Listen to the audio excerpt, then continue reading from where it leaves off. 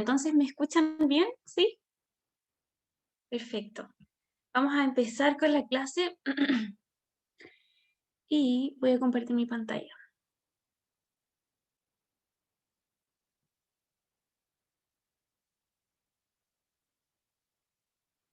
Muy bien. La clase tiene por nombre esta semana Que seas testigo. Comprende Doctrina y Convenios del 14 al 17. Vamos a hablar un poquito del contexto, pero antes me encanta Doctrina y Convenios y me encantan estos versículos, estos capítulos, perdón, de los que vamos a hablar hoy día, porque nos hablan muchísimo, o gran parte de la clase tiene mucho que ver con estos ángeles que ministran, basado en nuestras necesidades en ambos lados del velo.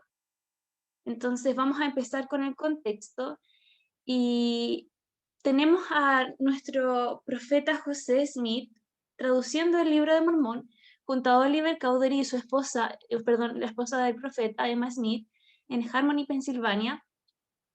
Y la oposición ha llegado a tal grado en este punto que incluso quienes antes se ponían que eran la familia de Emma, ahora le están defendiendo de las personas. Mientras Oliver, quien estaba con él acompañándole, estaba en comunicación con David Whitmer, quien había conocido un año atrás mientras estaba trabajando en una escuela, mientras vivía con los papás de José. Y David Whitmer había quedado tan impresionado con la historia de José Smith y el libro de Mormón que le pidió a Oliver que lo mantuviera al tanto del proceso de la traducción. Entonces Oliver y David Whitmer habían estado enviándose cartas mutuamente y Oliver le contaba sobre todas sus experiencias con la traducción y sobre las revelaciones que había estado recibiendo el profeta. Entre ellos, Oliver le comenta que necesitan de su ayuda, que necesitan que pueda ayudarlos y que pueda viajar hacia donde estaban ellos con su carromato y ayudarles a llevar las cosas y que pueda permitirles vivir con ellos mientras terminan el proceso de la traducción. Esto hace que David le comente esto a sus padres y sus papás, quienes eran muy devotos, aceptan, pero le preguntan si es tan necesario o le comentan que pregunte a Dios si realmente es tan necesario que viaje lo antes posible, porque había tarea que hacer, tenían una granja y tenían terreno que arar y fertilizar. Entonces David hace caso a su padre, hace una oración en la noche y le pregunta a Dios si era necesario que viajara de inmediato. Y tuvo un sentimiento y tuvo una respuesta del Espíritu que era que primero necesitaba quedarse arando y terminar el trabajo en su hogar y luego debía ir por el profeta. Al día siguiente, cuando él se levanta, se da cuenta que 2,5 hectáreas de las 8 que tenía que arar ya habían sido aradas el día anterior. Y su hermana le comenta que había visto a 2 hombres hacerlo, pero ella pensó que le estaban pagando por esto. Entonces el padre de Oliver se da cuenta que hay una mano divina en todo esto y le dice que debe ir lo antes posible a buscar al profeta. Esta experiencia me hizo recordar un discurso de del Elder Uchtdorf, en donde él hablaba que durante la Segunda Guerra Mundial había una estatua que quedó tan dañada en 1000 pedazos y que tuvo que ser reconstruida. La única parte de esta estatua, como vemos en la imagen, que no pudo ser reconstruida fueron sus manos. Y el pueblo decidió que esto permaneciese así. La razón fue por algo que escribieron al lado de esta estatua, que era: ustedes son mis manos. Quisiera compararlo con este relato que vimos recién de David Whitmer, o en realidad quisiera relacionarlo. Aquí tenemos las dos caras de la moneda. En ocasiones, así como David Whitmer necesitó, recibiremos de manos que nos ayudan, y en otras ocasiones tendremos que ser nosotros las manos que ayudan, como lo fue la familia de David Whitmer para José Smith y para la obra de la traducción, que es lo que vamos a ir viendo a medida que continuemos con la clase. El Elder Uchtdorf dijo en su discurso: al emular su ejemplo perfecto, perdón, voy a sacar aquí que no puedo ver. Al emular su ejemplo perfecto, Nuestras manos pueden convertirse en sus manos, nuestros ojos en sus ojos, nuestro corazón en su corazón. Me encanta esa frase de Elderufto y creo que la aplica a toda la clase, a todo lo que vamos a ver durante esta horita. Y había una mujer en la familia de David Whitmer que lo conocía muy bien. Ella sabía muy bien cómo poder ser las manos del Salvador. Le pedí a la hermana Bárbara Corro que pudiese contarnos el relato de esta mujer. Su nombre es Mary Whitmer. Barbarita, ¿estás por ahí? Sí, aquí estoy.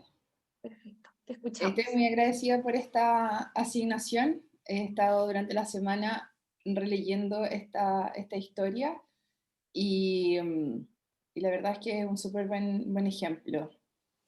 Bueno, así como Macarena decía, José, Emma y Oliver se mudaron a Fayette y bueno, Mary junto a su esposo Peter, que tenían 8 hijos, tenían a cargo entonces esta casa, esta granja grande, tenían 8 hijos a su cuidado. Bueno, tenían algunos que no vivían en casa, pero vivían muy cerca. Y ella estaba encargada de todo eso. Entonces, la verdad es que todo el trabajo que ella tenía era harto. Y tener 3 huéspedes extra solo significó para ella un aumento en su trabajo. Pero Mary tenía fe en José. Y me encanta porque en el libro Santos dice que ella no se quejaba, a pesar de que sentía como sus fuerzas se agotaban, ella no se quejaba. Y hay una parte que me llama la atención de la narración, que dice que a momentos ella lavaba la ropa, estaba cocinando, y ella era testigo como José y Oliver se empeñaban en la traducción. Dice que a momentos cuando José y Oliver se cansaban, ellos salían a caminar y a veces ella los veía como cerca de un estanque lanzaban piedras. Y yo pensaba en esa imagen y decía, a lo mejor ella sentía que no tenía el espacio para hacer algo así, como para poder decir, me siento muy cansada, no puedo seguir en esto, voy a darme un break, voy a salir a caminar. Pero ella no se quejaba de esta imagen, todo lo contrario, ella apoyaba la obra que se estaba haciendo. Y fue así como en una ocasión ella recibió una visita. Y fantástico que esté la imagen aquí, porque ella vio a un hombre que llega con un morral, dice que un hombre que era de cabello gris, y llevaba un morral cruzado y se presentó como Moroni. Le dijo, yo sé que estás cansada con todo el trabajo adicional que tienes que hacer.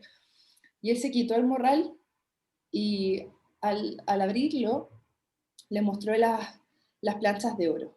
Y así fue como Mary fue una de las, un testigo extra de estas planchas. Y dice que las sostuvo, dio vuelta página tras página, y al llegar a la última página, él la instó a ser paciente y fiel. Me emociona mucho porque él le dice, has sido muy fiel y diligente en tus labores, por tanto es apropiado que recibas un testimonio a fin de que se fortalezca tu fe. Y el anciano desapareció, dejando a Mary a solas, y a pesar de que ella seguía teniendo mucho trabajo, eso ya no fue una preocupación más para ella, porque necesitaba este momento espiritual que tuvo. En Ven, sígueme, cuando habla de Mary, hace la pregunta como qué podemos aprender de ella en cuanto a recibir un testimonio.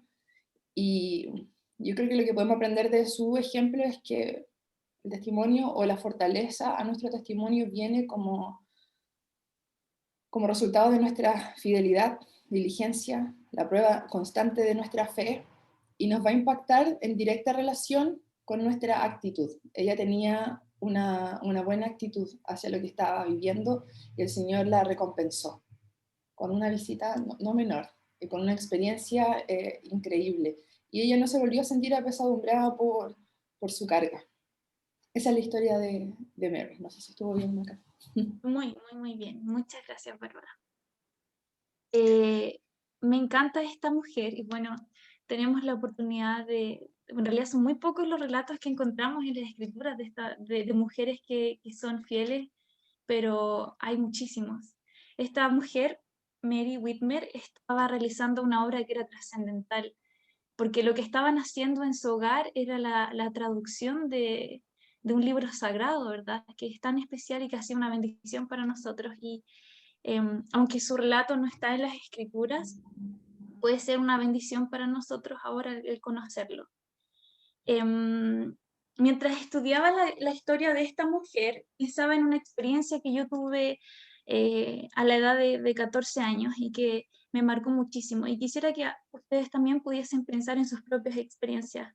Cuando tenía 14 años, yo les había comentado, quizás parece en una clase anterior, que mi hermano mayor había tenido un accidente. Y él estuvo algún tiempo en coma y algún tiempo en estado vegetal. Y durante ese tiempo hubieron dos hermanas en mi barrio anterior, en Viña del Mar, que mientras mi hermano estaba en el hospital, iban todos los días a ver a mi mamá y a acompañarla. Eran sus hermanas ministrantes en ese momento. Y por meses hicieron esto. Hubo un día en específico que yo recuerdo en que el médico le dijo a mi hermano estaba en estado vegetal, y le dijo a mi mamá que comprara un cepillo de dientes eléctrico para poder hacerle masajes en su rostro y estimular la musculatura. Entonces recuerdo a mi mamá salir muy apesadumbrada porque había tenido muchos gastos esa semana y no tenía el dinero para comprar en ese momento ese cepillo eléctrico. Pasaron unos minutos y llegaron las hermanas con varias cosas, con un paquete. Y entre ellos venía un cepillo eléctrico, y la hermana le comentó que había sentido la fuerte impresión de llevar un cepillo de dientes eléctrico para mi hermano. Y yo recuerdo que tenía 14 años y recuerdo ver el rostro de mi mamá y el mío y sentir en realidad tan fuerte el amor del Padre Celestial. Y la forma en que lo relaciono con esta historia es porque cuando Moroni se presentó a esta mujer, él realmente no le ayudó a ordeñar las vacas, como había dicho la Bárbara, no le ayudó a lavar la loza, él no preparó la comida, ni le ayudó con la ropa sucia. Al igual que las hermanas que fueron, este cepillo de dientes no hizo que mi hermano despertara, no hizo que quizás mi mamá tuviera más dinero en esa semana, pero en realidad lo que esta mujer necesitaba y lo que mi mamá necesitaba en ese momento era sentir que su sacrificio y lo que ellas estaban haciendo era visto desde los cielos. Y por eso es que en el comienzo escogí el relato del Salvador sin sus manos, ¿verdad? Muchas veces nosotros somos estos ángeles para los hermanos. Entonces la vida en realidad se trata de una cadena de manos levantándose unas a otras. A veces son estos ángeles espirituales, ¿verdad? Como lo era Moroni, pero en otras ocasiones vamos a ser nosotros mismos quienes vamos a ayudarnos y elevarnos y fortalecernos. Quisiera que pudiésemos leer este pequeño párrafo que es relatado por uno de sus nietos. Hermana Magda Mateo, ¿me puede ayudar con la lectura? ¿Me ¿Está escucha? silenciada? Sí, sí. Ya. Una noche, cuando después de haber hecho su trabajo diario habitual en la casa, fue al establo a ordeñar las vacas, se encontró con un extraño que llevaba algo en la espalda que parecía una mochila. Al principio ella le tenía un poco de miedo, pero cuando él le habló con un tono amable y amistoso y comenzó a explicarle la naturaleza del trabajo que se estaba llevando a cabo en su casa, se sintió invadida por una alegría y una satisfacción inexplicable. Luego desató su mochila y le mostró las planchas, que en tamaño y apariencia se correspondía con la descripción dada posteriormente por los testigos del Libro de Mormón. Esta extraña persona volteó las hojas del libro de planchas, hoja tras hoja, y también le mostró los grabados en ellas, después de lo cual le dijo que fuera paciente y fiel en llevar su carga un poco más. prometiéndole que si lo hacía sería bendecida y que su recompensa sería segura si se mostraba fiel hasta el final. Entonces el personaje desapareció repentinamente con las planchas y ella no supo a dónde fue. A partir de ese momento, mi abuela pudo realizar sus tareas domésticas con relativa facilidad y no sintió ganas de murmurar por lo dura que era su tarea. Sabía que mi abuela era una mujer buena, noble y veraz, y no tengo la menor duda de su afirmación en cuanto a que las planchas son estrictamente verdaderas. Creyó firmemente en el libro de Mormón hasta el día de su muerte. Historia de Mary Whitmer contada a su nieto. Muy bien, gracias, hermana Wendy. ¿Quizás quiere compartir algo, algún sentimiento? Sí, hermana, es el poder de la fe, ¿no? Cuando uno tiene fe, las fuerzas vienen, la energía es mayor para cumplir las tareas que uno tiene en sus manos en ese momento, y más aún si uno entiende, además de que esta es una obra importante, ¿no? No solamente para su esposo o para su familia, sino para toda la humanidad, ¿no? Eso es muy bueno, sentir la importancia de la sociedad, de la humanidad y del desarrollo que se busca con obras buenas como esto que iba a cambiar el mundo, ¿no? La fe, hermana, la fe da esperanza y energía. Muchas gracias, hermana, es verdad. Esta mujer era una mujer llena de fe, ¿verdad? Y dispuesta a servir. Y creo que es una lección para nosotros de que ningún esfuerzo que nosotros hagamos para elevar, para fortalecer, para nutrir a nuestros hermanos pasa de salir desapercibido en los cielos, sino que todo es registrado y visto por los ángeles. De este relato me llamó mucho la atención que en la segunda línea dice, fue al establo a ordeñar las vacas. Y quiero que meditemos un poquito en esto. Desde pequeña yo he escuchado siempre, bueno, cuando se pregunta cuál es el lugar apropiado o el momento apropiado para recibir la guía del espíritu o experiencias espirituales.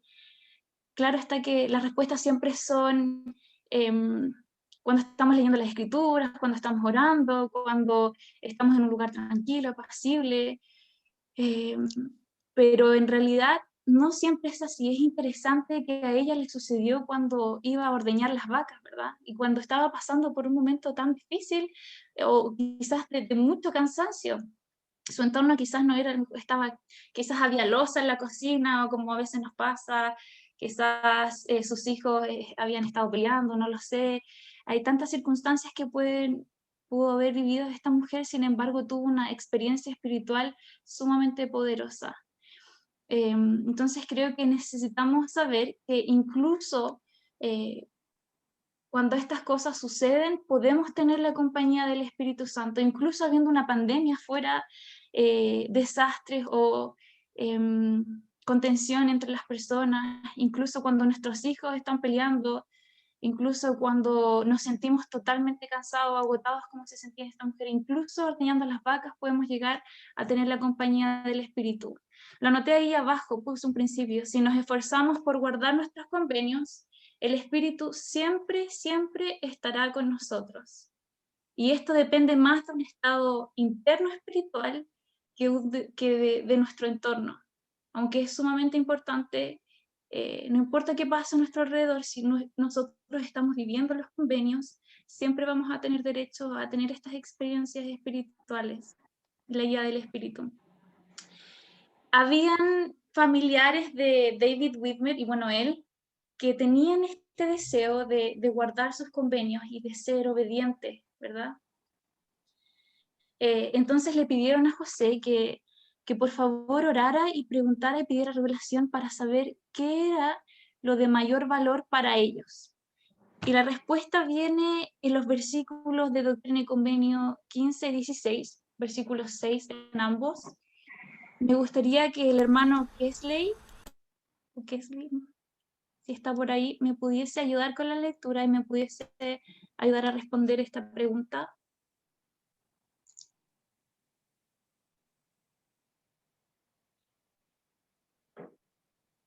¿Está por ahí, hermano?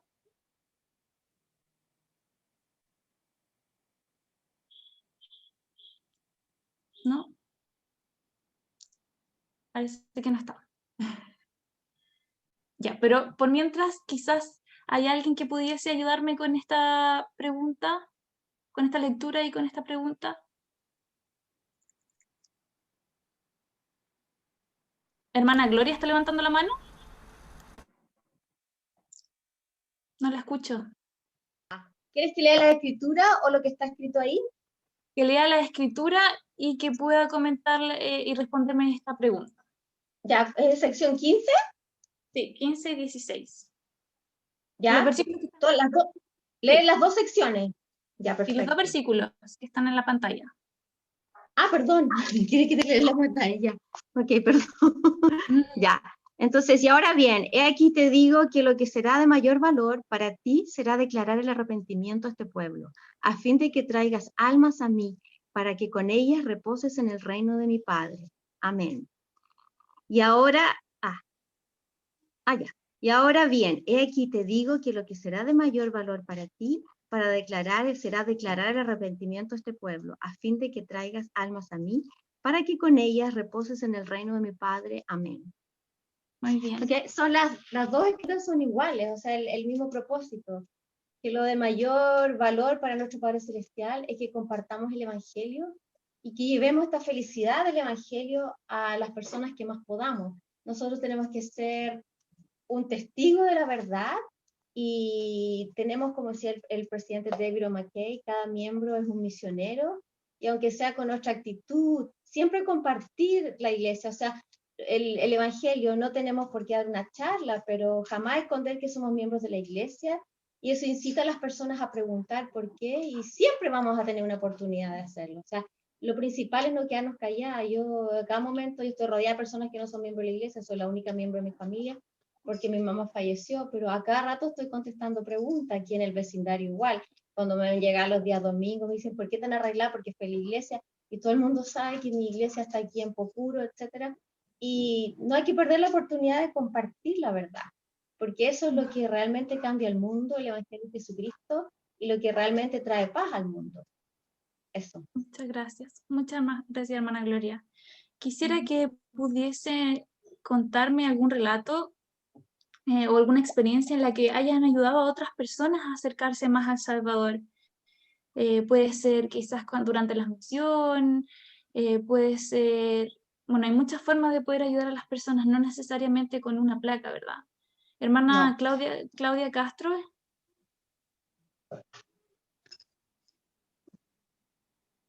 Sí, la verdad es que yo tengo una relación especial con estas escrituras. Nosotros nos juntamos con nuestra familia del sur, de Concepción, y hacemos el enseñamiento en forma familiar y analizamos estas escrituras. Y con una de mis hermanas coincidíamos en que nunca nosotros hemos tenido experiencias de tener un cercano, un amigo, un vecino al que hemos llevado a las aguas del bautismo. Aún así, siento yo que el hecho de ser ejemplo, o de, como decía Gloria María, compartir el Evangelio con todas las personas que nos rodean.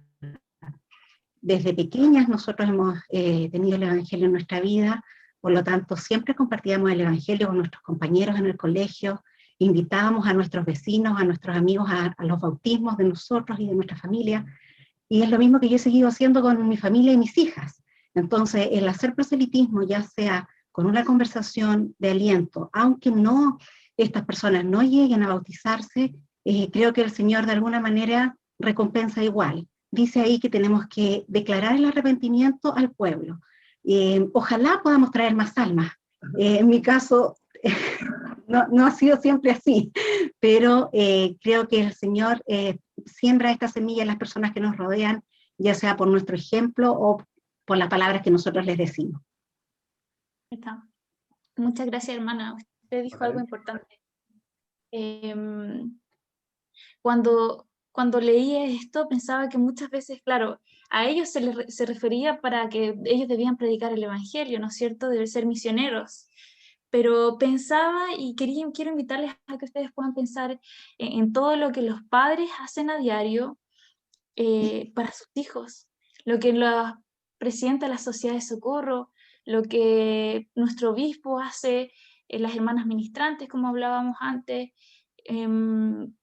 nuestros líderes de la estaca, nuestros líderes generales, nuestros profetas. ¿Acaso no son ellos quienes están predicando el evangelio en todo momento?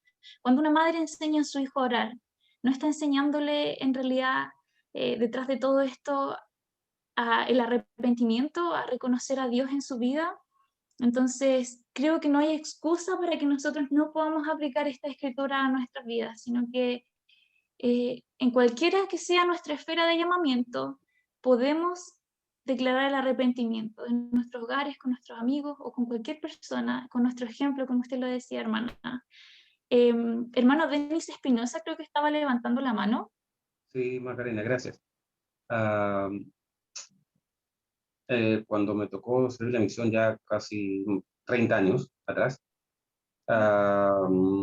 mi obispo me comentó que en realidad, y después yo lo repetí, cuando yo tuve la oportunidad de liderar y entrevistar a jóvenes que iban a la misión, les dije lo mismo.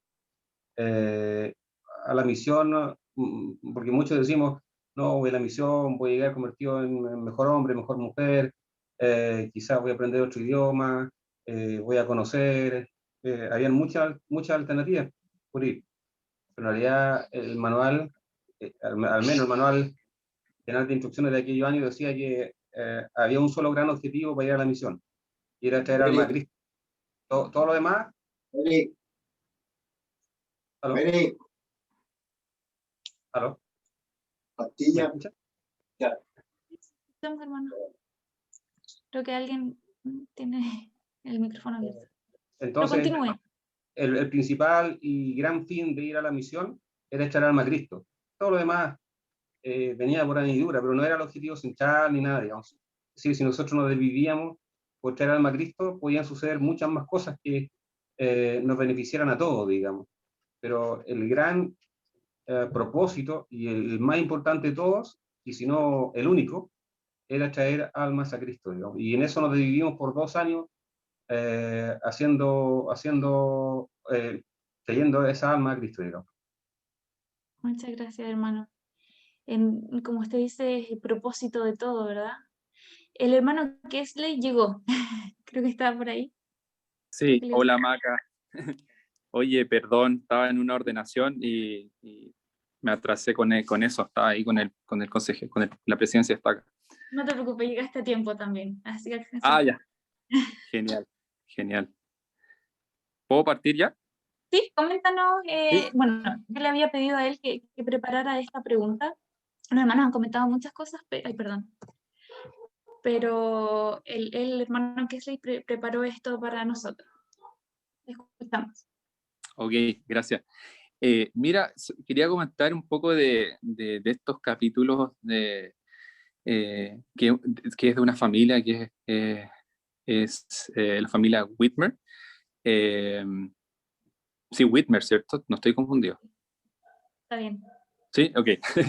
Que cuando uno lee estos versículos, uno dice, oye, estos son como lo que nosotros llamamos hoy en día los investigadores de oro, ¿verdad? Porque una familia que prácticamente todos sus hijos fueron testigos de las planchas, pero fueron de los unos fue de los 3 testigos, otros fueron de los 8 testigos.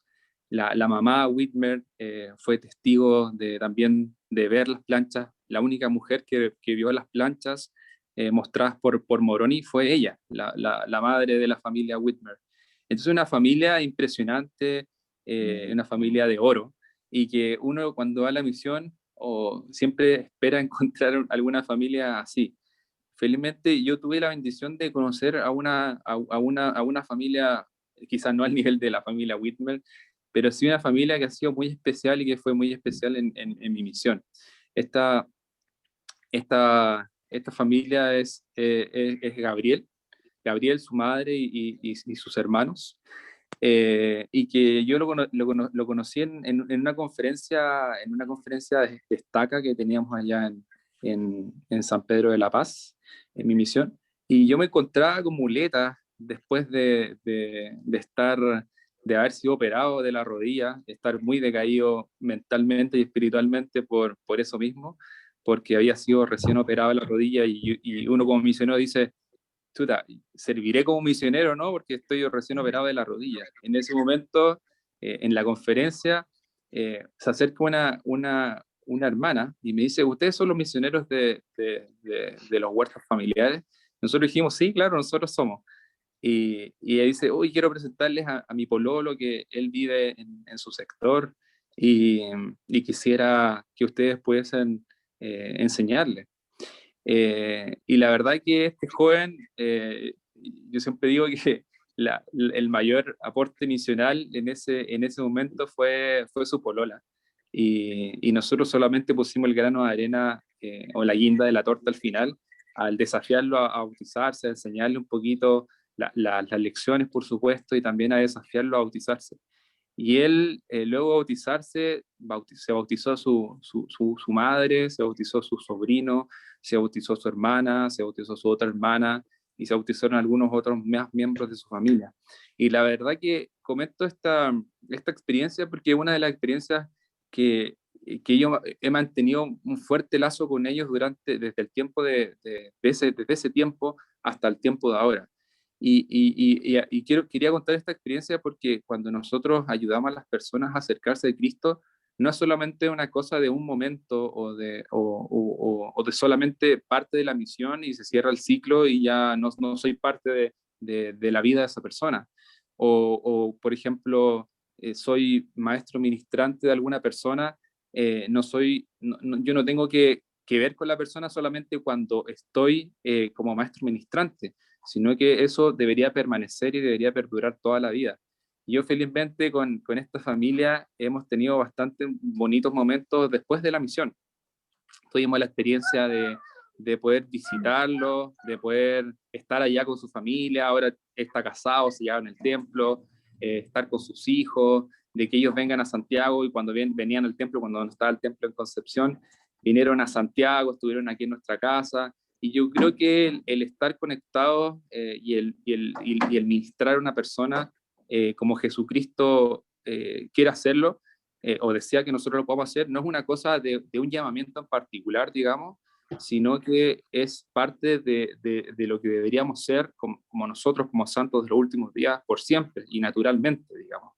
Eh, y yo creo que luego se vuelve recíproco, o sea, yo me he sentido ministrado por él y su esposa también de muchas distintas formas, y eso ha sido una experiencia bastante bonita. Y yo creo que, bueno, el capítulo 14 me parece y el 15 son exactamente iguales. Son las mismas palabras, los mismos versículos, la misma cantidad, exactamente iguales. Uno le habla a Peter, pero la única diferencia es el nombre. En el primer versículo me parece, uno le habla a Peter Whitmer y el otro le habla a John Whitmer. Y yo creo que esa diferencia es lo que nosotros debería traernos como aprendizaje, decir de que la diferencia entre esos dos capítulos que son exactamente iguales es solamente el nombre. Entonces nosotros también somos parte de ese llamado que se le hizo a Peter Whitmer y a John Whitmer de poder ayudar a hacer el recogimiento de Israel. Y deberíamos nosotros también hacernos parte de ese llamado que se le hizo a Peter y John, y poner nuestros nombres en ese capítulo y sentir que Jesucristo nos ha llamado también a nosotros poder llevar almas a Cristo y que no sea solamente por un momento, porque a veces cuando nosotros somos misioneros de tiempo completo con placa, pensamos de que nuestro llamamiento quedó hasta ahí y que las personas que conocimos ya quedaron ahí en el pasado, son parte del pasado, ¿no? Y es parte de nuestra vida. El que nosotros sirvamos a una persona, que seamos maestros ministrantes o el que nosotros le hayamos servido de alguna forma, debería ser parte de nuestra vida durante toda nuestra vida y debería ser un llamado que no tiene 100% que ver con nuestro llamamiento, sino que tiene que ver 100% por quiénes somos, que somos hijos de Dios y somos hermanos en Cristo y que deberíamos mantener ese cariño y ese amor para siempre, independiente si somos sus misioneros que los bautizamos o no, o independiente si somos sus maestros ministrantes o no, o si yo fui su presidente, o sea, su obispo, si yo fui su maestro seminario, etcétera, eso debería perdurar para siempre. porque así como Jesucristo actúa, independiente de quiénes somos, cómo estemos, si estamos mal o bien, y en momentos que tengamos, Él siempre está con nosotros y siempre nos está ministrando y siempre nos está ayudando a poder acercarnos a Él cada vez, independiente de cualquier otra cosa, y ese yo creo que es el mayor ejemplo. Muchas gracias, hermano Kesley. Algo que vino a mi mente mientras usted hablaba, bueno, parte importante de lo que comentaste fue que debíamos permanecer, ¿verdad? Permanecer ministrando, permanecer ayudando y fortaleciendo a estas personas a las que servimos. Entonces, con mi esposo estuvimos estudiando estos capítulos esta semana y hay un versículo, el versículo 4 del capítulo 14, que dice: sí, quien meta su hoz y coseche es llamado por Dios.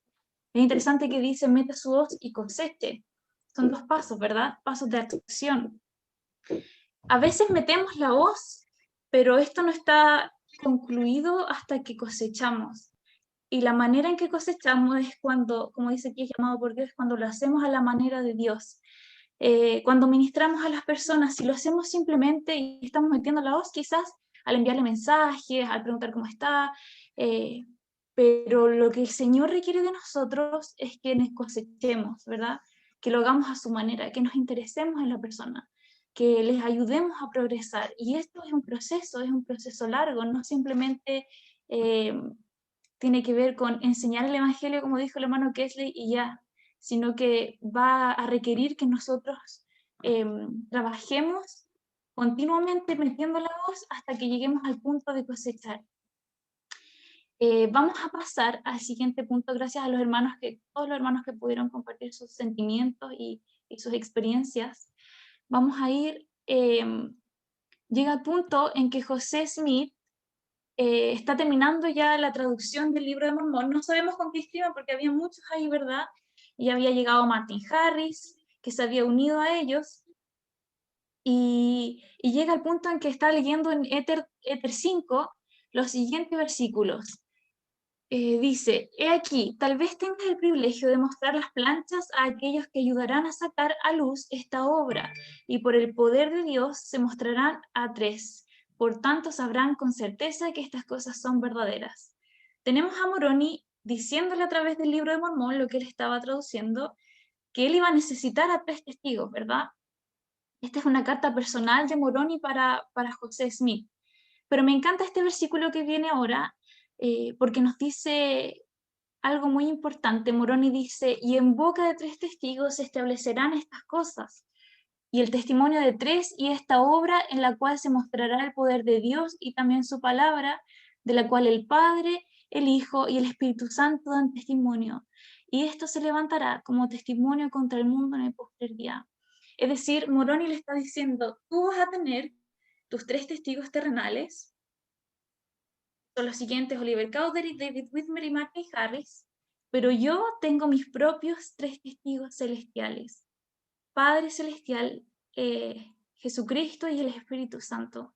Y eso hacen del Libro de Mormón un libro tan perfecto, que podemos leer el testimonio de los 3 testigos, de los 8 testigos, pero podemos recibir un testimonio celestial a través de estos testigos celestiales, ¿verdad?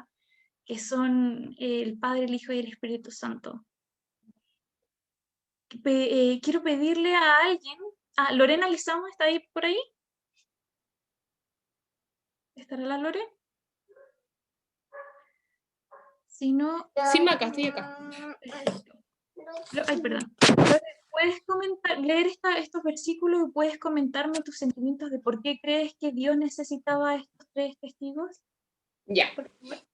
Dice así: he aquí, os digo que tenéis que confiar en mi palabra, y si lo hacéis con íntegro propósito de corazón, veréis las planchas y también el pectoral, la espada de Labán, el Urim y Tumim, que le fue dado al hermano de Jared en el monte, cuando habló cara a cara con el Señor, así como los directores milagrosos que recibió Leí mientras se hallaba en el desierto, en las inmediaciones del Mar Rojo. Y será por vuestra fe que se os concederá verlas. Sí, mediante esa fe que tuvieron los profetas de la antigüedad, y después de haber logrado fe y de haberlas visto con vuestros ojos, testificaréis de ellas, por el poder de Dios. Y haréis esto para que mi siervo José Smith, hijo, no sea destruido, para que esta obra realice yo mis propósitos justos para con los hijos de los hombres. Bueno,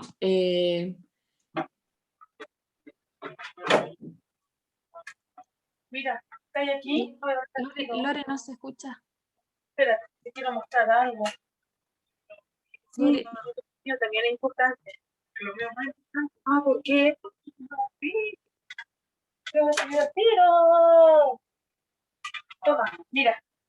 Tú también poniendo mi poder. Mira, yo nunca me la puesto. ¿Cuándo me la puesto? No sé, pero ya para... Espérenme, parece que están hablando. lo Maca, perdón, se me había apagado el... Ah, me se te conecté había con... Me apagó el... Sí, el iPad. Pero continúo. Entonces,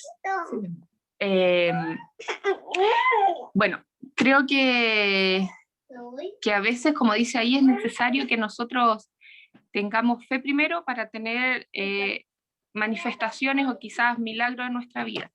Ahora, el profeta José Smith, obviamente, él había visto, tenía fe, tenía todo lo que el Padre le había requerido, sin embargo, tenía mucha oposición también.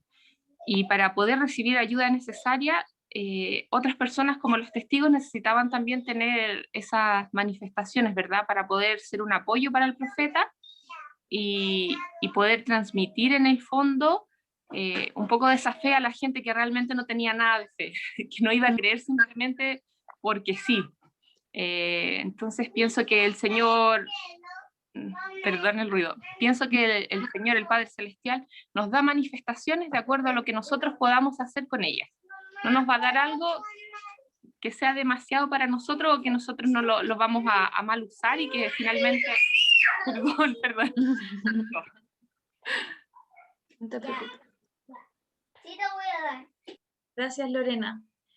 Es verdad, el profeta estaba pasando por mucha oposición, como dice ahí, y el padre en su sabio propósito estimó que fuera necesario. Pero estos testigos, me encantaron estos dos versículos, el 2 y el 3, y lo marqué, porque ellos no iban a ver esto solamente por mera curiosidad, ¿verdad? Imagino que sí tenían el deseo de ver la obra por la que habían estado trabajando tanto tiempo, ¿verdad? Pero dice, el Señor es súper claro, él dice, será por vuestra fe. Y más abajo le dice que testificaréis de ellas. En realidad, cuando nosotros recibimos un testimonio, un conocimiento de algo, recibimos también una gran responsabilidad.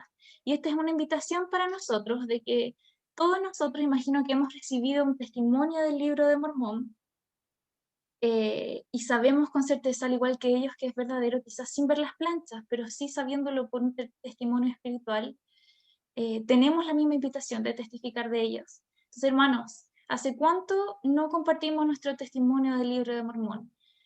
¿Cuándo fue la última vez que lo hicimos? Si no podemos recordar una instancia, quiero invitarles a que puedan hacerlo. No hay limitaciones, podemos hacerlo incluso por nuestras redes sociales o con nuestros amigos, con nuestros familiares, pero busquemos oportunidades. Esa es la invitación de esta semana. Para terminar, estaba la hermanita Carla Salazar, que nos iba a compartir cómo ha influenciado su vida el testimonio de los tres testigos, en realidad cómo le ha influenciado en su testimonio del libro de Mormón. ¿Está por ahí, hermanita?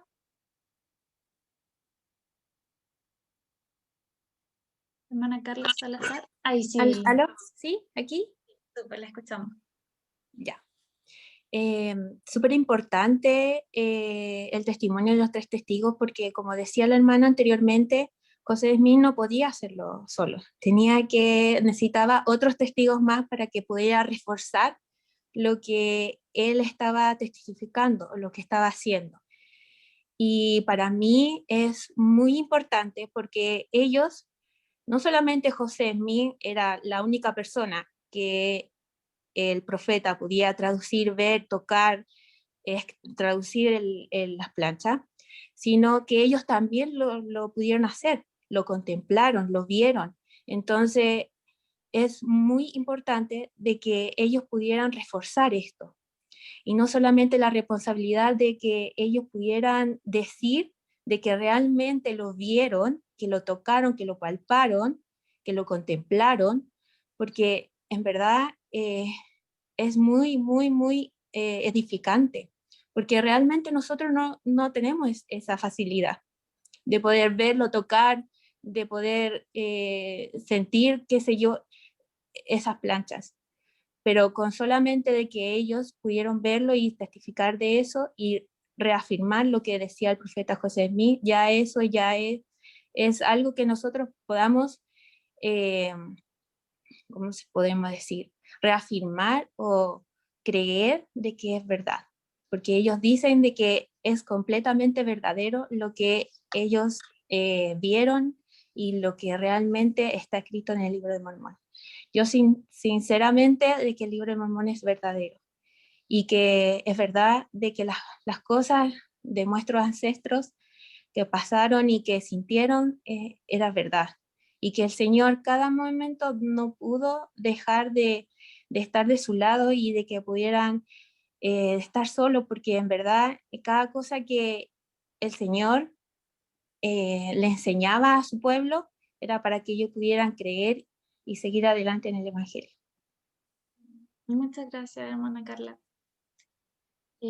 Algo interesante de estos tres hombres es que, perdón, ellos desertaron de la iglesia más adelante.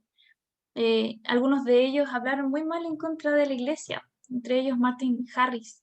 Estaba muy enojado con la iglesia, pero hasta el final de sus vidas, ninguno de estos tres hombres negó la veracidad de este libro tan sagrado, de la experiencia que habían vivido ese día con José Smith.